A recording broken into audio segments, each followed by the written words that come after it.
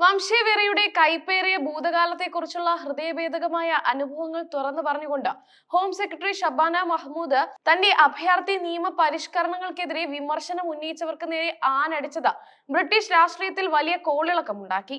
പുതിയതും കർശനവുമായ പദ്ധതികൾ അവതരിപ്പിച്ചതിന് പിന്നാലെ സ്വന്തം ലേബർ പാർട്ടിയിലെ ചില വിഭാഗങ്ങളിൽ നിന്ന് പോലും ശക്തമായ എതിർപ്പുകൾ ഉയർന്ന സാഹചര്യത്തിലാണ് മഹ്മൂദിന്റെ വൈകാരികമായ പ്രതികരണം. ഈ പരിഷ്കാരങ്ങൾ രാജ്യത്ത് വിഭാഗീയത സൃഷ്ടിക്കുമെന്നായിരുന്നു പ്രധാന ആരോപണം. എന്നാൽ പാകിസ്ഥാനി എന്ന വിശേഷണത്തോടൊപ്പം അശ്ലീല പദങ്ങൾ ചേർത്തുള്ള തെറിവിളികൾ കേട്ട് വളർന്ന തന്റെ ബാല്യ കൗമാരങ്ങളെ കുറിച്ചുള്ള ഹോം സെക്രട്ടറിയുടെ തുറന്നു പറച്ചിൽ അക്ഷരാർത്ഥത്തിൽ ജനപ്രതിനിധി സഭയെ ഞെട്ടിച്ചു. ബ്രിട്ടനിലെ കുടിയേറ്റ പ്രതിസന്ധിയും അഭയാർത്ഥി വിഷയങ്ങളും രാജ്യത്തെ എത്രത്തോളം വിഘടിപ്പിക്കുന്നു എന്നതിന്റെ ഉത്തമ ഉദാഹരണമായി ഈ സംഭവം മാറി.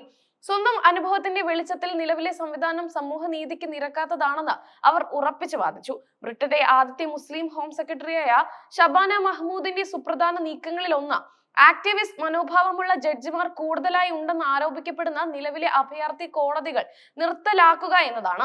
ഇതിനു പകരമായി ഹോം ഓഫീസിന്റെ നേരിട്ടുള്ള നിരീക്ഷണത്തിലും മേൽനോട്ടത്തിലുമായി പ്രവർത്തിക്കുന്ന സ്വതന്ത്ര അഡ്ജുഡിക്കേറ്റർമാരെ നിയമിക്കാനാണ് മഹ്മൂദ് ലക്ഷ്യമിടുന്നത്.